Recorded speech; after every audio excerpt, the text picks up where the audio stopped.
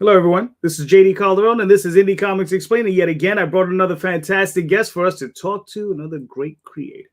So, but without please, hit like, hit subscribe, share out the video, let everybody know we're here. Like I said, we got another fantastic creator, and here we are with Mr. Phil Russertt. How you doing, sir? Hey, how are you? Thanks for having me on. Oh man, listen, I've been. It's one of those things. It's like I always see you in the community, right? And it's like I gotta reach out. I gotta reach out. I gotta reach out. I gotta get him on this show. And it's always one of those things. And sometimes it takes a while, So finally we made it. We're here, which is great. Yeah, I'm happy to be here, man. I'm appreciative of the support that you do for the community. Listen, I'm trying, and that's all we can all do, right? Just try. But Absolutely. Normally I try to go into these things, Phil, as a blank slate. Like I don't know you well. I mean, I don't know you at all, right? I don't know your work, right? I know you put out a book called Tragedy, which looks awesome. You're doing a Kickstarter, right? And I try to, like I said, I try to go into these things as a blank slate as a brand new fan, so we can bring in brand new fans into your world, right? But before I start asking all my standard questions, I just read something really funny on Facebook, right? And the person that posited the question: do you need to read comic books to make comic books? I just wanted to get your thoughts on that. Technically, no, but I think you should. I think if you're going to be proficient in any specific area, you should be as knowledgeable as possible. And reading comics is part of that knowledge and research and knowing how it's formatted and how it's written and the process. Mm. Yeah, I feel the same way. I honestly feel you do have to read them. I feel to learn the language of a place, you have Right. to be exposed to that language. I mean, you could technically do anything without having done any research. I didn't mean it would be good. Right, exactly. Oh, But yeah. you could do whatever you want. But you should, yeah. This is very true. This is very true. This is very true. I mean, look, I went to Paris and I spent the whole time just pointing and doing this, and right. So I don't think my French got any better, but Did you wear a beret though? I probably should. But I got by. I managed to get by. And I guess if you just want to get by, you're right. You don't have to necessarily read comics, but if you want to be proficient at it, yeah. And when you're trying to get by, don't think the fans won't notice. They'll definitely notice. People notice, And Carlos Rafael says, Phil, hey buddy, howdy JD, what's up? Hey, Carlos, what's going on? Another great creator in the indie community. Yes. His books are looking awesome. Yeah, I just got his books right before I left for Phoenix. I want to read them when I get home. Nice. Yeah, that's cool. Yeah, Carlos is regular on my Sunday show, so he's always on, cool. And we're always talking. All right, cool. So now that we got that out of the way, let's move on to some of the stuff that I like to normally ask. I mean, these are standard questions. You probably have ran through them before, but I like to go through them anyway. So obviously there was a little Phil at some point, right? Little Phil was running around buying comics, right? Now, when little Phil ran into not your first comic, but what was the first comic that inspired you to create? Like that you said, oh yeah, I want to do this. All right. Well, it's funny because the first comics I got inspired me. Well, they didn't inspire me to write or create comics, but they shocked me with like how fantastical they were. So there's certain inspiration from those two comics. It was Uncanny X-Men 115 and 126. But it wasn't until I went back and read Uncanny Giant Size X-Men #1 and that I saw how, because Cockrum was amazing and Claremont obviously writes amazingly, and I saw like how it's structured. Like, wow, this is like a movie put into 2D, panel to panel to panel, and it fascinated me. But at that time, I'm older. I'm going to be 50 in October. At that time, there was no thought of making a comic. It was not even possible because we didn't have social media and crowdfunding and digital world. And how do you meet an artist? How do you? We didn't know how to do what we were doing. So, but I was inspired. I just never was able to initiate it and follow on it just because of the times, you know. Mm. No, I got you. I got you. And listen, I understand completely about that old thing. So Yeah. yeah, I'm a bit older than you. I'll be 54 in November. You look younger than me. What are you drinking? Can I have some? I tell everybody the same thing. It says water and moisturize. There you go. There you go. That's it. Just water and moisturize. I don't that's all stand in this Arizona sun. My God, I'm a New Yorker. I came Yeah. for the Phoenix Fan Fusion, and it's hot out there. Yeah, that's what I'm from New York. I'm in Queens. So Oh, okay. yeah. So I was born and raised a Queens boy, 30 years plus in there. there you go. Yeah. I'm from Brooklyn and Manhattan originally. So Okay. and then it's a nice retirement in Queens. Nice and quiet neighborhood. Yeah. With alternate street parking. Yeah. Well, we thankfully we have a backyard. So, but hold on, let me put up this. Marva says, "Hey." Carlos says, "You're both youngest compared to me." There you go. Thank you, Carlos. Yeah, sometimes it's rough. It's like go into some of these rooms. I say, "I'm the oldest dude in here again." Damn. Yeah. Well, I balance it out by the fact that I'm probably the most immature person in every room we go into, so it balances out.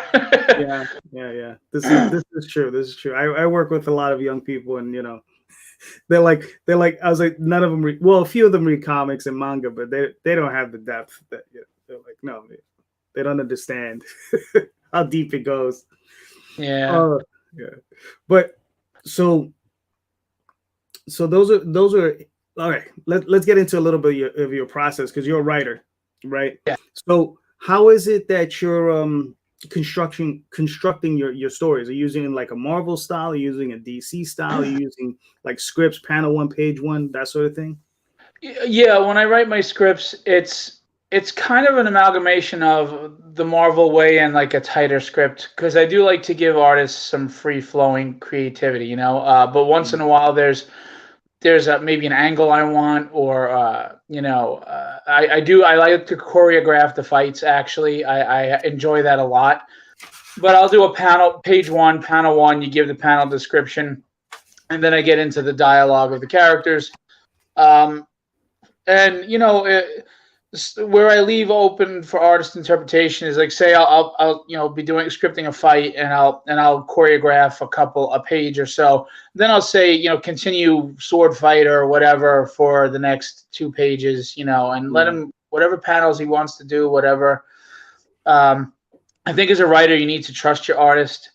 They're the ones who know that's their craft, so trust them and put the ego away. And Right. I mean, if there's something you specifically want, sure, put it in the script, and a good artist will interpret it. But you also have to give them freedom. Don't choke them. You get your best out of people when you give them a little autonomy.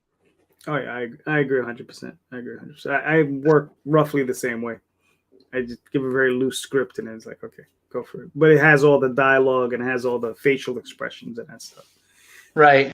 Yeah, and I let them break it down however they want. So I've always felt it works the best way, especially if you work with competent artists. Yeah, I'm very lucky. I love working with Ricardo. Ricardo Silva is the artist, and he has no ego either. I mean, if he thinks maybe I could have broken this down into more panels or less panels, he'll make that suggestion. I'll usually go with it because that's what he does, but he also respects my vision and what I'm looking to do. And I think we're pretty balanced in that we all understand what our role is. We understand where our expertise, so to speak, I hate using that word because I'm not an expert at anything, but where our discipline is, and we both just want to put out a great comic. It's not about him wanting to shine or me wanting to shine. We want tragedy to shine. So. No, that's cool. I mean, listen, I am an expert in one thing, and that is spending and losing money. That's because I'm an indie publisher. Yeah, you know what? You're right. You and I are experts. Where's my certificate? We're gonna gold star on that one. So that's Hold on. Carla says the reason I love indies is because we can work the script however we want. I use combo with script Marvel method, but big two, you're using a script. Yeah, this is true. Right. Mhm. So you're on the third issue, your Yes. campaign with tragedy.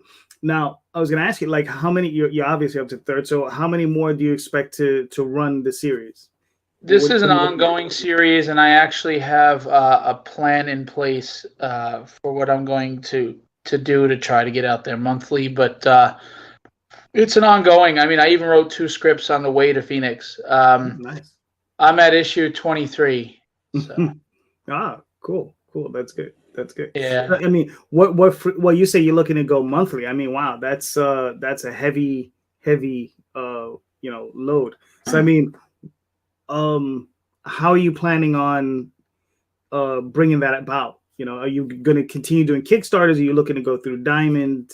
I'm gonna do both. I'm gonna wait until the first arc of 5 is done, and then I'm gonna Kickstarter the trade paperback. And funding the next 3 Kickstarters after this one, hopefully I can bank a little side net to help cover the first print run for going through Diamond and publishing myself. Diamond allows you to do monthly or bi-monthly, so you can do every 2 months. Mm-hmm. And I might start there. And at that point, I'll be 5 issues in already that are paid for, created, etc. God knows I have a billion covers, so I'm set. So that gives me some breathing room and leeway for Ricardo to stay on schedule, to be ahead of the curve. And there are ways to supplement. Look, when you go through Diamond, you're probably, if you're lucky, you'll break even, but you're probably going to lose some money. Diamond is to get exposure, where Kickstarter is where you get the money. So I have a plan that I really can't get into deeply, where I will still do Kickstarters that will supplement and help as another revenue stream to offset costs and loss through Diamond until, God willing, knock on wood, we start getting those print runs. People are really picking up on it and paying attention. And in worst case scenario, if Diamond doesn't work out, I'll go back to the Kickstarter method, because you never lose the account once you have it. So right. True. Carlos writes, Tragedy is one of the best indie action adventure books out there. I say that this as a fan, not as a brown noser. Where's that? Did I send you that money yet, Carlos, for saying that? What's your account again? Thank you, Carlos. I appreciate it a lot. I really do, especially from someone who's been producing superhero comics for many years. Yes. No, that's awesome. So, I mean, Phil, please just lay out all your work, lay out all your plans. We want to know all your secrets. I'm only joking. So okay, so I mean, you have your initial arc, which is, you said 5 issues, and do you have like an overreaching arc that's going to go on like deeper into the future with the character? Well, I mean, the overall arc is really her struggles with herself and her own emotional and psychological issues that we all deal with. But I always felt that Batman and Spider-Man are the greatest heroes, but I think it's less because of their aesthetic or what they are, and more of the rogues gallery. Right. I mean, a rogues gallery is so important, and I think it's overlooked, because a hero can't be a hero unless they're tested. And that means they have to lose. Right. She loses, and she loses big. And her strength is that she gets up again and fights. Imagine you're going to get your butt handed to you, and you still stand up for what you need to stand up for. I mean, that's what a hero is, right? I mean, He-Man has never been really a hero. I love the character, but Skeletor was never a threat. He cackles and runs away every time. So how tested is He-Man? He's not, So she goes through these trials, man. She's a character that when you're reading the book, as you go on, you're going to be probably relating to her on some level when the bad things happen, feeling like life is kicking you in the teeth when you're down, and you're gonna be down there with her.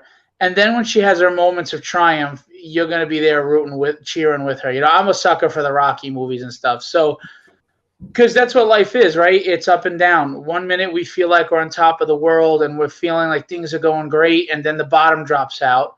But then we recover and we're back up again, and it's this crazy emotional roller coaster that we just can't get a hold of. No, it sounds really good, man. I mean, yeah, definitely looking forward to getting into that one at some point. Now you said you had mentioned you have a lot of covers, right? So how do you find your cover artists? I don't. This is gonna sound so arrogant. I don't mean it that way, but they actually find me. Okay. I mean, I've been an art collector for many years. If I was in my own studio right now, you'd see a whole entire wall of art behind me, like wall to wall. So I already knew a lot of people, and they're really good people, and they're professionals, and they're just talented. So, you know, when I was ready to do a book, they were all on board, ready to go, and I knew them already. And then I do cover contests before each issue, and it just garners more attention. And I am a nobody right now as far as the industry, and my book is this new little indie book, but I'm getting so much respect from artists as if it's some major book that it's kind of humbled me and overwhelmed me in a good way. So I get a lot of requests to do covers on my book, which I'm grateful for, everyone. So I like to support. I mean, I get big name artists, of course, because that's the name of the game. You kind of have to. And also they're artists that I love, but I like to support the indie artists, and not that I'm not saying like, oh, look, they get to get a published cover on my book, because I'm just another indie book, but it is a published cover. It is a published credit. It adds to their portfolio. It helps get them out there. So I like to do that, and I like to hire indie artists, and that's why I haven't had repeat artists yet, because I have so many in the wings wanting to do covers that I'm trying to get to everybody before I start going back to, because like this Chris Madd and Jim O'Reilly, that, you know, guys like that I'd love to have back on cover, and the guys that I represent, but I'm trying to get everybody in. Oh, speaking of Jim O'Reilly, there you go. How you doing, Jim? Just as I spoke of him. All right, I'm going to speak $5 million. Let's see if it pops up. There you go, right? It falls in your laps. Yeah, boom. I'll take it. Exactly. So, I mean, I know you also mentioned before we got on the air that you're a rep for artists, and you have what is it? Legendary Illustrations. Yes. So I'm the type of guy that if I don't like the way something's being done, I'm not going to cry about it. I'm just going to start doing it myself the way I think it should be done. And, you know, when I felt comfortable that I had got enough understanding of the industry and how things work, I decided to become an art representative and started Legendary Illustrations. And right now I have a great group of people that I have the great privilege of representing.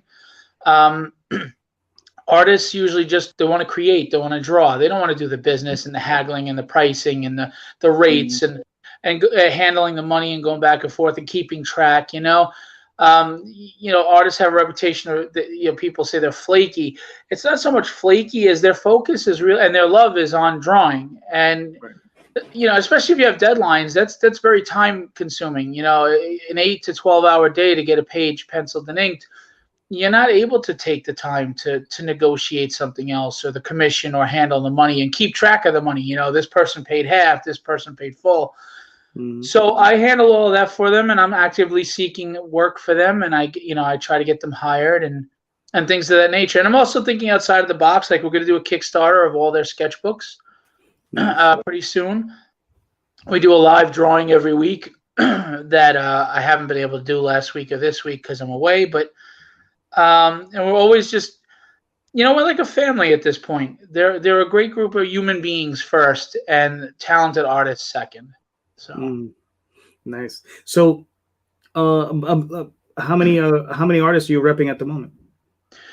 Well, that's funny because 2 of them right now are still with me, but they're kind of on hiatus because of personal issues that they're taking care of.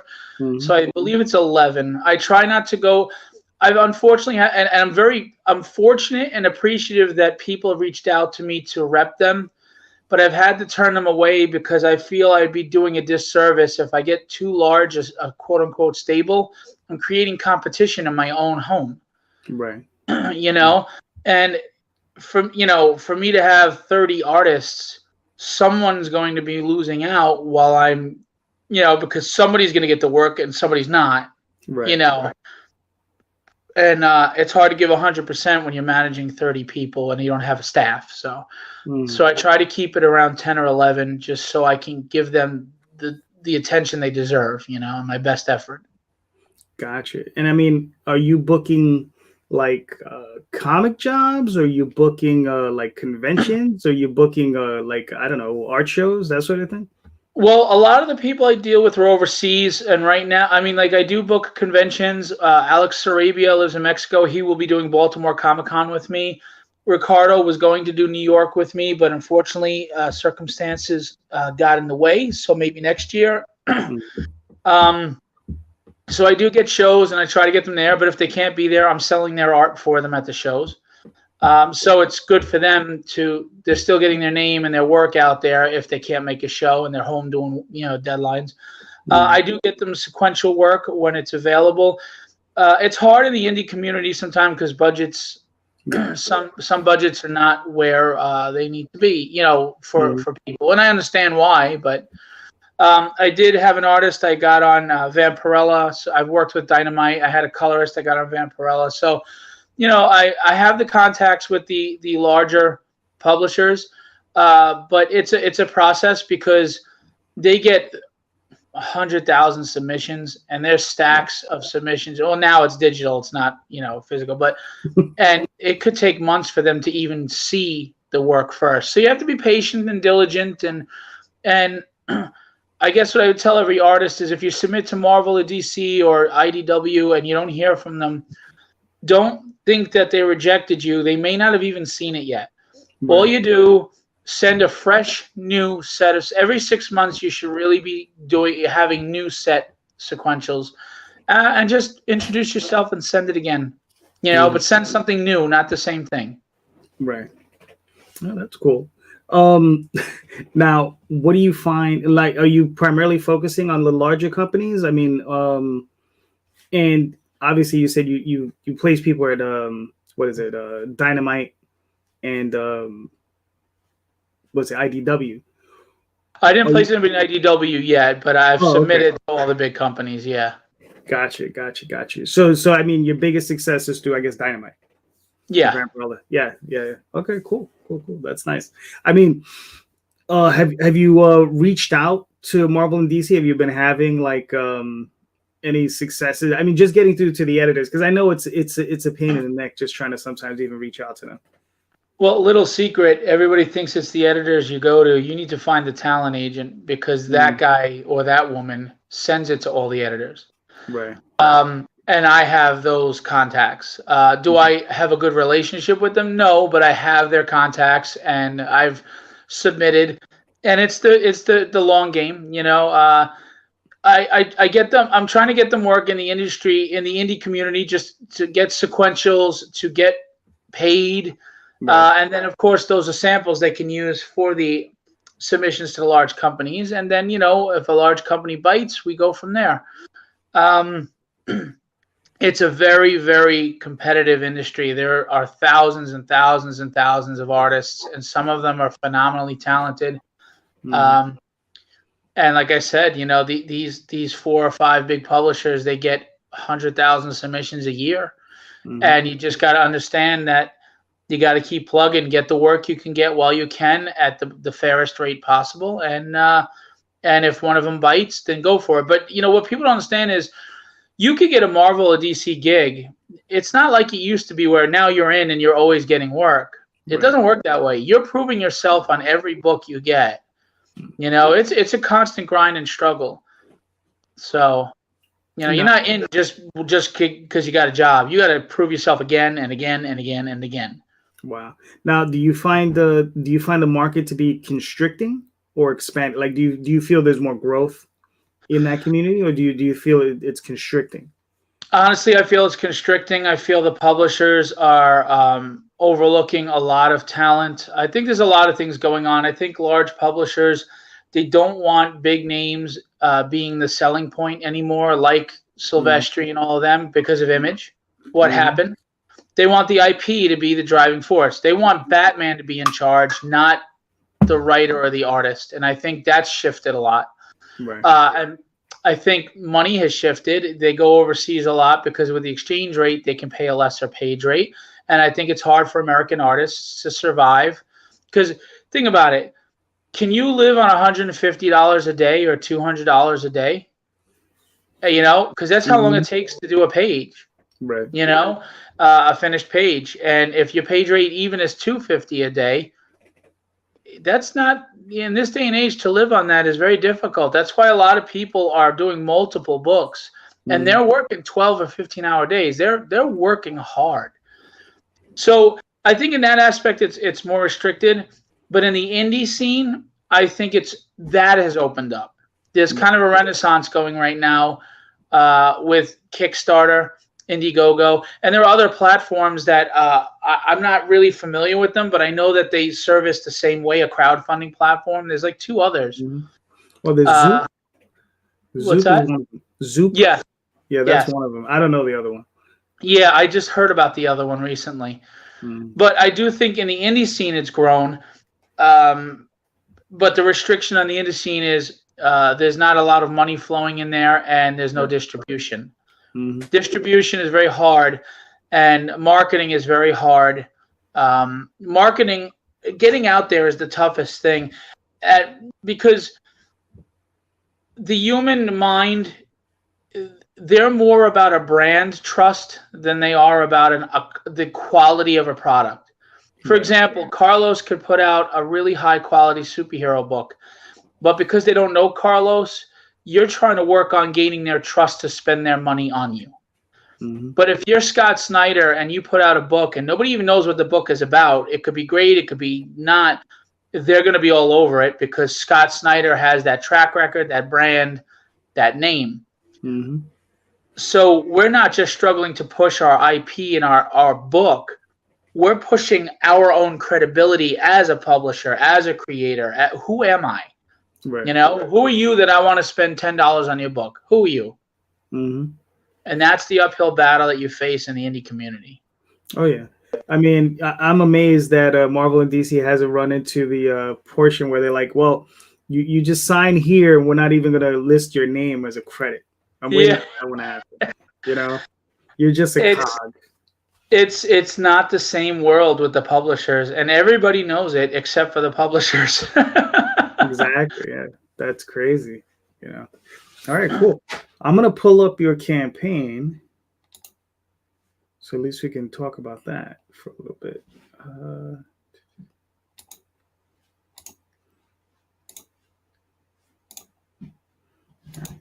Cool. There you go. Very nice. So there's my girl. So, so the tragedy thing. That's I see the mask is based on the drama. Did she eventually encounter? Was it comedy? It's funny you asked that because a lot of people asked me that, and I felt that was too cliche, so I haven't gone there, and I'm probably not going to. I know it's kind of like classic old school comic writing to do the mirror image, and I don't think there's anything wrong with that, but I just didn't want to be that cliche, so there's no comedy. Plus, it becomes the Joker, Right. All right. You know what? Good on you. I like that. Thank you. I do all the character designs, considering I can't even draw a stick figure. Right. And Ricardo, Rob Powers, and Alex Sarabia, 3 gentlemen that I represent, have taken my visions. I give very detailed references. I like, you have to put artists in winning positions. And I don't like to have them do edits because that's free work. Right. So it's my job as the writer, the creator, the designer to make sure I give them everything I need to get it right the first or second time. But I have to tell you, they have been knocking out of the park, putting my references and my creations to paper. So nice. Oh my God, he put the goat tier on there. That's hilarious. What's the goat tier? Oh my God, I didn't know he did that. All right. So my wife has wanted goats for a while, and I'm like, hell no, we're not doing that. Right. But I saw the campaign was doing very well, and we were $1,300 ahead. Unfortunately, two big pledges dropped, but we were getting close. I told her, I said, all right, I'll tell you what, if we hit 15 grand, I'll get the goat. I'll agree to get the goat. Okay. And what's that? No. I said okay. And I posted it, and it's not hugely viral, but it's kind of gone viral among all the people that are in my circle. And everybody's like, let's get him to 15,000. We want to get him to go because people who like you always want to make you miserable. Right.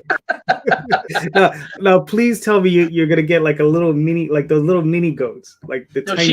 she wants goats, and then I found out that you can't have one goat. They're very social creatures.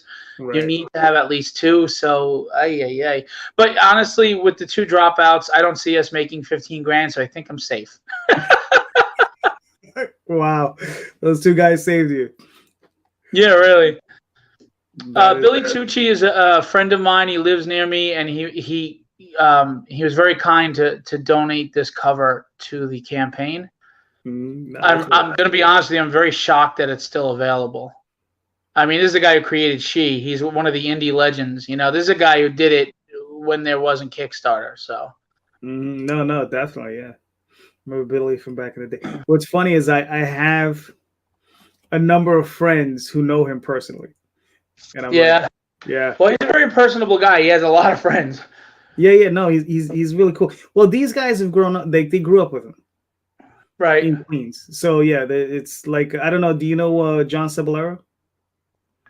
Yeah, I do. Yes, I do. Okay. So yeah. So it was John, and then Frank, and then Nelson, and it's all those guys.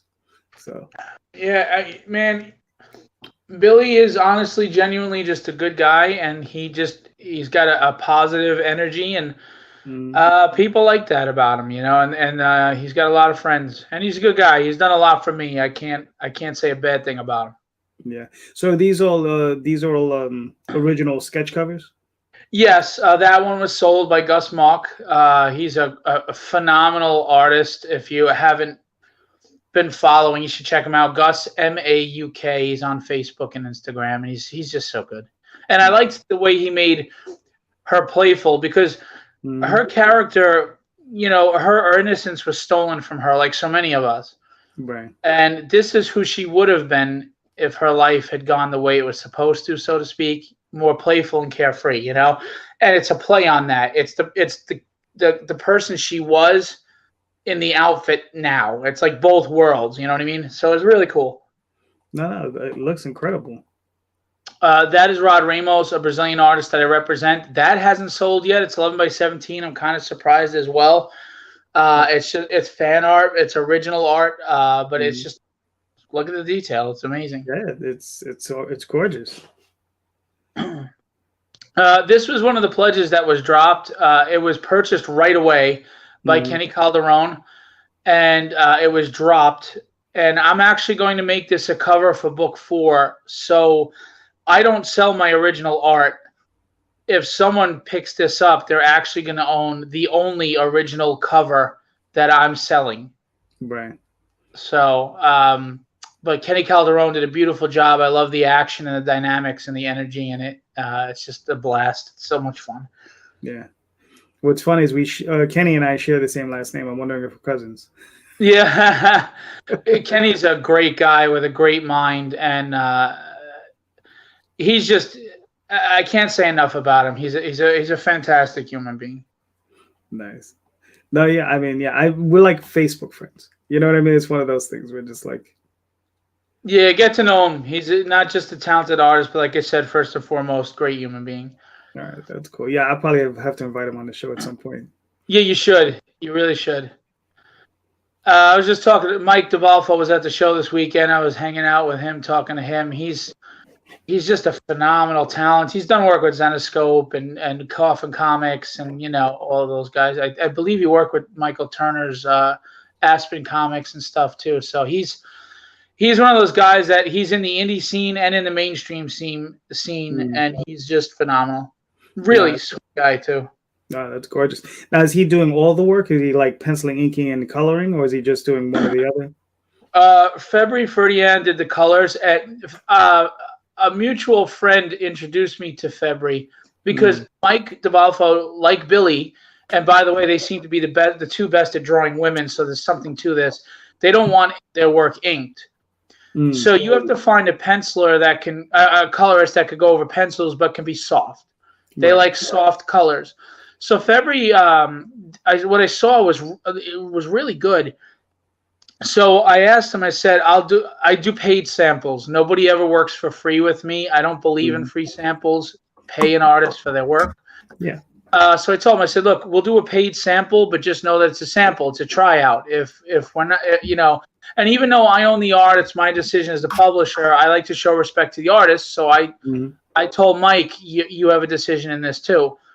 So February turned that in, and I loved it right away. I sent it to Mike DeBalfo to get the final okay, and he said, "Yeah, man, he did a beautiful job. It's good to go." And February got the job. Nice. That's Arseny Kolyasnikov. He goes by Soul Jacker on Instagram. I've been following him for years, and I have work from him. The guy's an amazing artist. Go check him out. And I'm friends with Scott Hanna and Alex Sinclair. So they inked and colored the cover for me. Oh, cool. Steph Wilson, he's like on every indie book. Yes, Steph is all over the place. I'm gonna eventually have to get him on the show too. He's such a cover whore. That's Sean Carlson. That's a painted cover. He's a local guy here in Brooklyn. Well, not here. I'm in Phoenix right now, but first of all, he made her very athletic in build, which I loved. Because obviously it's natural to sell books. People like to draw women very curvy and everything. He drew her the way she should be. I mean, athletic, strong. This is a woman that was a ballerina and now is an assassin, a trained assassin. And I love how her back is to the ballerina world, and she's putting on the mask, and she's not happy. It's just great composition. Oh yeah, it's gorgeous. On Vu, who I got to meet over the weekend for the first time. She's in Hawaii. If you knew the story and how she's being manipulated by her adoptive father, he's a sociopath, you would understand how awesome this cover is, colored by Russ Cassidy. Russ also did all the graphics on this page and added that goat thing. So I got to talk to Russ. I didn't know he did that. That was funny. Yeah. And by the way, the first cover, the studio cover is Kevin Stewart with Motto Zapata colors. I represent both of those gentlemen, and that was a great cover. And this is John Ottinger, another sweetheart of a guy. He does his Do Yours book, which is awesome for families. A very talented guy, has a show every Sunday night. And he just did this really gothic-y, macabre kind of dance, and I thought it was just haunting, and it was so cool. And he did everything, colors included. Nice. This one has a bit of a story, if it's okay. I don't want to hold you up, but no, go ahead. Ray Acevedo did the first cover contest I did for that, and I loved how he drew her. It kind of got like a J. Scott Campbell feel, but it's Ray's style. And he had a city background to it. And I told him he didn't win the contest only because one person has to win, and the person I picked I felt was the best representation for book 2. So, but I wanted him to be a cover no matter what. So I asked him, would you be okay though if we change the background, because we have a lot of city backgrounds? And he was like, yeah, sure. So Motto Zapata, who did the colors, had an idea for a background, and I brought it to Ray, and Ray said, yeah, I like it, let's do it. So that's a bullseye. And in one set of rings is obviously the mob boss newspapers, the crime. Right. And in the other rings, it's a theater. Nice. And I love this cover. I don't think it gets enough love or attention. But this is an awesome cover. Ray drew her so well. Motto with the backgrounds and colors just knocked it out of the park. Yeah, no, they did a great job. So Marco Carrillo, Gary Giroux, and Antonio Diaz did the colors on this. And Gary Giroux, man, he's been a machine promoting. This is like the third highest selling cover. And it's not your obligation as an artist to push your book. It's me as the publisher. But I am going to tell you, Gary has gotten a lot of people to back this book by just promoting it and pushing it out there. And you may say, well, you already paid for the cover, so that helps you, not him. No, it helps him get exposure and get other jobs. Mm-hmm. Yes. Yes. Steph Wilson does that a lot too. He'll promote your campaign, and it makes publishers want to hire you because you're helping, you know? Yeah. No, I agree 100%. James Avila, a local here in Long Island. This was a cover contest entry for the first one, and, you know, who can pass up a superhero landing? Yeah. Sure. It was great. Angel Manuel Lopez, he does digital work, and I just thought he has a cover for the last issue, and this was a nice contrast with his colors being white. It fits the ending of the first book, and it just looks like a movie poster. So I thought it was really cool. I liked it a lot. No, it's awesome. This was the cover contest winner for this book. It's all digital, done by Kevin Anthony DeCastro. I mean, it's beautiful. It speaks for itself. Look at it. Yeah. You know, and Maura Marie Powers did all the trade dresses. So thank you to her. She's awesome. Cool. Eric Niltowski, who I got to see this weekend as well. I like to cross promote and work with other people. Like even Carlos, I had him on the end of my campaign for book 2. He had me on the end of his. We try to bring each other up. I mean, that's what we should be doing, right? Yeah, so Nicholas Gear has a Relentless Tin Soldier issue 2 on Indiegogo, and we want to bridge the crowdfunding platform gap because people are very tribal. And we want you to understand, you're not supporting and promoting the crowdfunding platform. You're supporting the creator. Right. You know, I don't care about whatever your politics are. I just want to put out a good book. So we have a crossover where if this is my issue, my cover, but if you scroll a little bit down, when you get his cover and you put them together, you get a fastball special. Oh, nice. So if you back his campaign for book 2 and you get the Eric Niltowski cover colored by great Marvel DC colorist Chris Sotomayor, and then you get my cover, you put them together side by side to get this full piece. And you could do trade or virgin. So right. Very nice. Those are the catch-ups, book 1 and 2. Cool. That's a book of covers. I'm not trying to fleece people, and I'm not trying to do a gimmick with all the covers. I'm actually just trying to give variety, support artists, etc. So I did a book of all the covers for the first 2 issues, even the color variants, so that if you were like, hey, I really like this cover, but I don't want to buy the book 4 times. I understand that.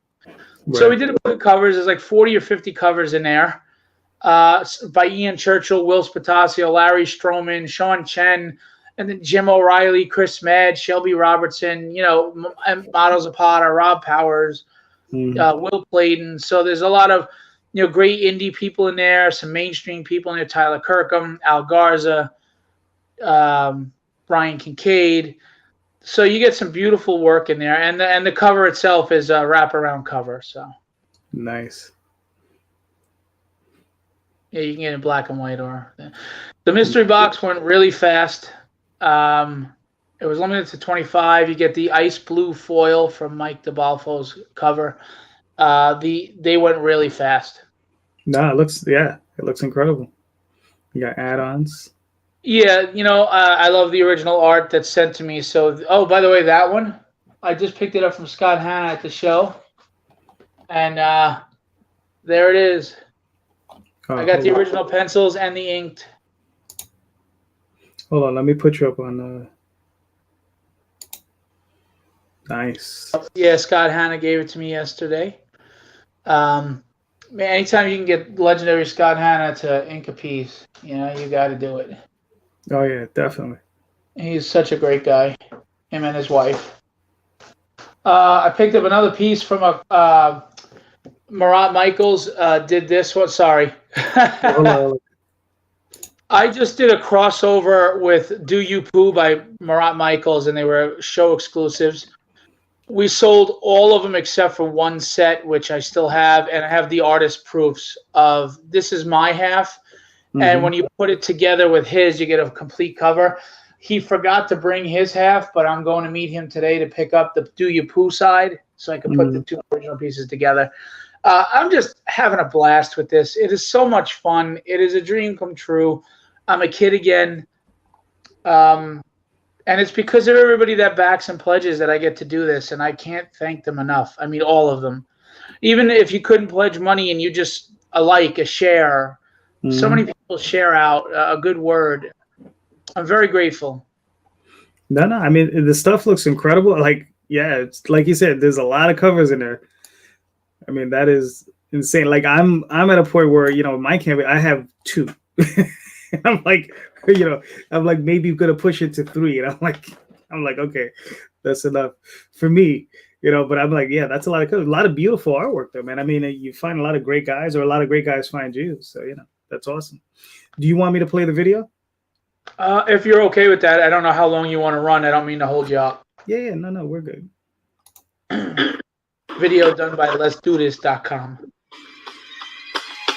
You're not on screen.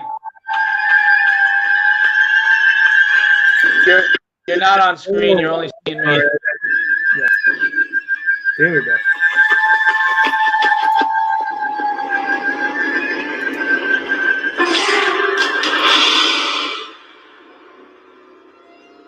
So there's a spoiler for issue 1. That's how it ends. That's the breath of the dragon.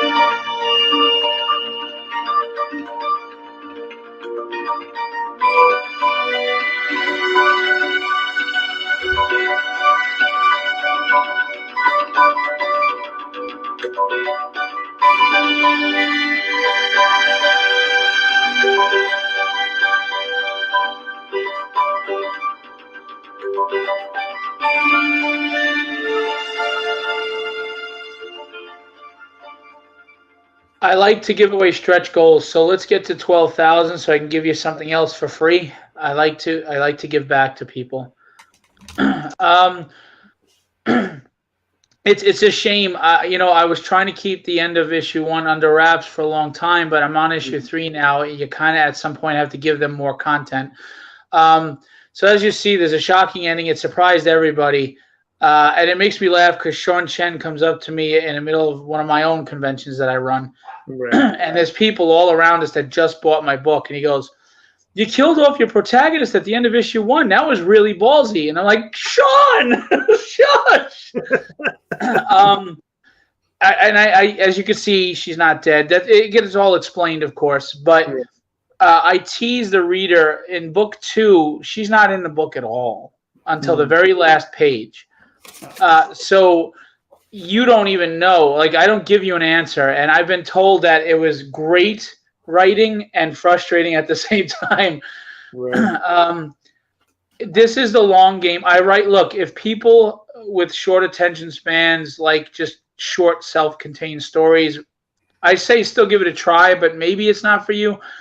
I'm not saying I'm as good a writer as Claremont because he's a legend, but I have a similar writing style, whereas it's long-term game. I'm opening plot threads, although I do close some before I open more. Life is many little plot threads. You and I meeting is a plot thread. You know, whether it leads to something long-term or it was just this fleeting moment or sporadic once in a while we meet. You know, everything's a plot thread, and things are building. In the first 3 issues, I am subtly subtly setting some things up that you're not going to realize were set up until later. Right. Well, which is good. Yeah. No, that's fantastic. The only thing I would advise for those people who have those types of attention spans is trade. Right. Paperback. That yeah. I'll be honest with you. I'm a huge trade guy. I moved from just buying like regular comics floppies to Yeah. I'm pretty much almost everything is either a hardcover or a trade paperback. That's just and I get that, and that's why after the fifth, look, the fourth issue is probably gonna be on Kickstarter in August. I'm not playing around. I'm moving them out, and the fifth issue will probably be out by December, and then I'm gonna put it in a collected trade because one of the story arcs is completed, and one of the plots is closed. You know, like you get your answers, and we're moving on to other things. So yeah, I'm going to do that. But you know, again, there are things being set up in the first 5 that go to the next 5 to the next 5. There's characters being introduced that you may not see for another 4 issues, and then boom, here they are. I'm just having so much fun. No, that's awesome, man. That's how it should be. You know, that's what we're here for, right? Like, you know, we're just big kids, you know, doing big kid things. I wrote 2 issues on the way to Phoenix, and I'm going to write probably 3 on the way home because I have a 13-hour layover in Philadelphia. So, ouch. Okay, well, yeah, that's a long layover. All right, cool. Well, Phil, I mean, all right, before we go anywhere, so people should go check out Tragedy. Looks awesome. Tons of fantastic looking cover art. Looks like a great story. So that's a huge plus for me. Yeah, I mean, it looks great. So, but Phil, we've been doing this for a minute. We're almost at the end, but we're not there just quite yet, right? So I got a bunch of goofy questions I want to ask you before we wrap up. So, sure. But before we do that, please let everybody know where they can find you and your work.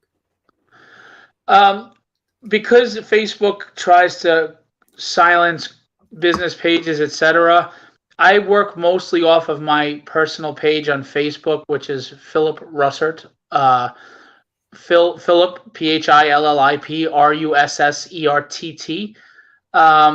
But you can also find Tragedy_comic on Facebook and Instagram. You could find legendary.illustrations on Instagram or Be Legendary Illustrations on Facebook. I'm on Instagram as Phil Russertt. I'm all over there. I'm going to be building a website for my publishing company, Philbo Publishing, soon. So that'll be on the way. But if you haven't seen me posting on Facebook, I'm surprised because I'm all over Facebook and you're either aggravated with me or cheering me on. Nice. Yes. And the most important link is in the show notes. It's a link to the Kickstarter campaign. So you can go help his wife get a goat. Yeah. Don't do that. Yes, do that. No, I don't know. Serious conflict. I'd love to get to 15 grand, but I don't want goats. There you go. Well, look, just 2, but try to get the mini ones, the little ones. Yeah. You know, maybe it won't be so bad. All right, on to these goofy questions I like to ask everybody. So, all right, so if you had a choice of any artist, living or dead, that you could get a cover from, don't worry about the expense, who would it be? Because obviously you got a lot of guys, but if you had like your dream guy or gal, right? Who would you want to do a cover for you? Like I said, living or dead? That's a tough question. Can I give like maybe the 3 top ones? Go ahead, go for it. Mark Silvestri, John Byrne, and Dave Cockrum. Okay, that's fair. That's cool. Yeah, that's a good list. I like it. Now, Phil, if you got the call up, right? You got the golden ticket, and they called you up to the big companies, and they said, "Listen, Phil, whatever book, whatever IP, and it doesn't matter. It could be Marvel, Image, DC, it doesn't matter. Whoever you want, right?" And they said, "You know, what would be the book if you had your choice that you'd want to work on from any of those companies?" An ongoing Nightcrawler series or the Uncanny X-Men, and I would write them the way they're supposed to be written, not the crap that's going on now. Gotcha. So yeah, I made a decision a long time ago, and I stopped reading those books a long time ago. So I have no idea what you're speaking of. So You don't want to know. I mean, what they did to Wolverine, Cyclops, and Jean Grey, and stop. Just stop. gotcha. Anyway. Well, yeah, I've heard. Yeah, it's kind of sad, but I'm like, I'm good. I'm good. All right, cool. Now I have some comparatives I'm gonna hit you up with. I'll softball you with a couple, and then we'll work our way into some of them. All right. So Captain America or Batman? Captain America, because I'm a Boy Scout at heart, and I always go for the Superman Captain America type. Okay, cool. Godzilla or Gamera? Godzilla, I'm huge guy. I love them both, but I've been a Godzilla fan since 5. Okay, fair enough. Um, Kirk or Picard? Kirk. You know why? Why? It's my mantra. I don't believe in a no-win scenario. Oh, okay, fair enough. Bone or Cerebus? Bone. It's amazing. Jeff Smith. And my daughter's read it. I love it. Bone. Okay, cool. It's funny. I've got so many of these piled up that it's I sometimes have a hard time picking which ones, because I used to have just a very short list, and then I would have a lot of repeat people. Right. More. Well, the good news is I seem pretty determined and set on what my answer is, right? I'm not deliberating too long. That's fine. Harry Potter or Narnia? Narnia. Okay, cool. Frank Miller or Alan Moore? I'm going to be yelled at for this, but I feel both of them are a little overrated. Maybe I'll say, I don't know. They're both really good. This is where I'm stuck. I guess I'll go with Frank Miller only because I think he's more relatable on the comic book level than Alan Moore is. Okay. You know, it's funny. I tend to pick Frank Miller more because I enjoy his work more. I just never really was into his art, but I do love some of the stuff that he's written. No, yeah, definitely. I mean, you know, with Moore, with Alan Moore, for me, it's always been Swamp Thing, Miracle Man, and Watchmen, I guess. And then like all the other stuff that came afterwards, I find it interesting. Although I did like Prometheus. I don't know if you've ever read that. I didn't read that. Yeah, Prometheus. But with Watchmen, I always thought the major ending. I thought the movie made more sense. It was better than the monster. I thought the monster was kind of silly, actually. I thought it didn't fit the rest of the book. No, I got you. Here's one for you. Comic year, 1986 or 1991? 86. I like it. Yes, I agree. Paul Levitz or Jim Shooter? I probably have to go with the giant, Jim Shooter. Have you ever met him? Jim, yeah, he's very nice. I mean, he was well, as an editor, you know, a lot of the big names that I know and I'm friends with, I hear stories. But Jim, what I understand of him, I don't know him on that level, was he was that mean man when he had to be for the business. But I know a lot of people, but he's kind now. I mean, he doesn't have to be that guy anymore. Right. I think he was, I mean, again, I don't know him personally well, but anytime I talk to him, he's a sweetheart of a guy. He's huge, by the way. He's like 6'9". Yeah. But when he was working as an editor, he was brutal. He was a meanie. And but I think he just felt, this is my job. I have to get it done, and this is how I have to be. I know some people that he's apologized to at this point. Right. It's like, look, man, I was just trying to do the best I could do, right? And you know, sometimes you have to be a little terse to get through the heads, you know. Will Eisner or Toth? Eisner, you got to go with Eisner. I'm sorry. No, there's no reason to apologize. It's just Lord of the Rings or Star Wars? Oh, you son of a gun! Those are my two all-time favorite stories. Um, you know what I'm going to do? To break the tie, because it would be a tie. I'll have to go with Lord of the Rings for one single reason. Hmm. Tolkien died before he could ruin the series. Whereas Disney has really crapped the bed on Star Wars. Right. You look back at the original 3 and the Timothy Zahn books, and you say Star Wars is amazing. You look at the prequels, they're okay. You look at the sequels, they're crap. Right. So that I'll give the edge to Lord of the Rings only because you know what? That trilogy was the meat of it, and then Silmarillion and that stuff like that. Yeah, I'll go with Lord of the Rings. Okay, cool. All right, we've done a few of these, so I'll ask you a couple more, and then we'll wrap it up. So here's one: Gaiman or Morrison? Gaiman. I like his more fantasy element, and to be honest with you, Morrison always confuses the hell out of me. He writes as if you're supposed to read his mind, and like he'll write as if you knew what happened between issues. It confuses me sometimes. And as much as I respect his resume, what he did with the X-Men in the 2000s, I'll never forgive. Okay, fair enough. Secret Wars or Crisis on Infinite Earth? Secret Wars. Okay, fair enough. All right, we'll wrap it up with this one. Jack Kirby or Stan Lee? I don't know if you can compare.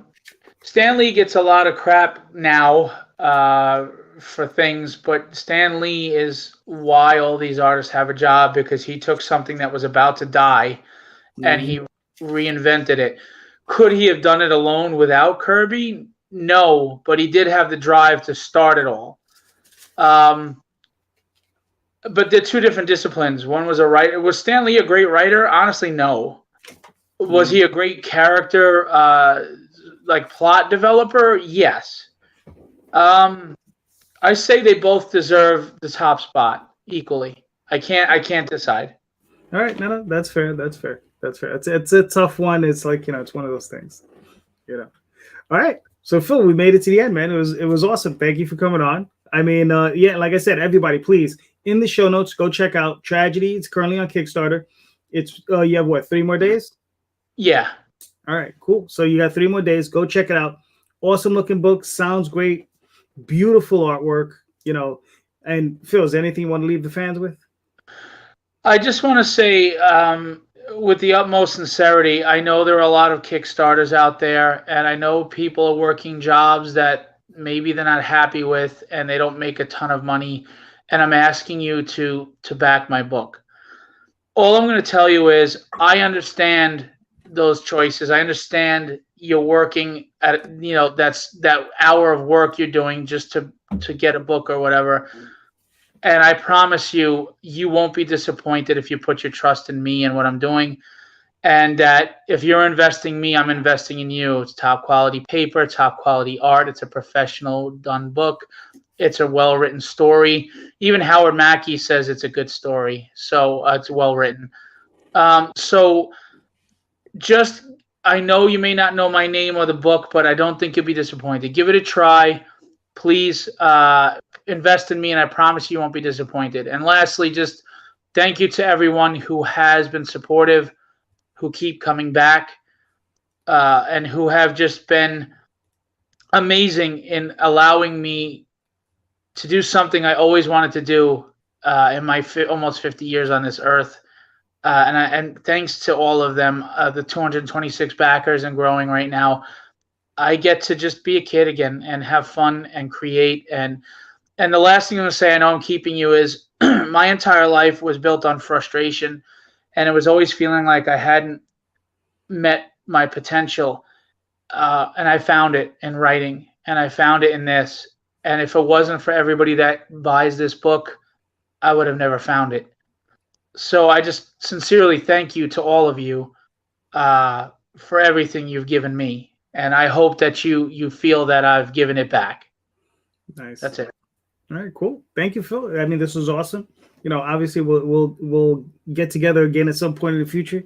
Maybe we'll bring you on to the Sunday show, and then if you can make it, and then whenever you're doing another campaign, it's cool.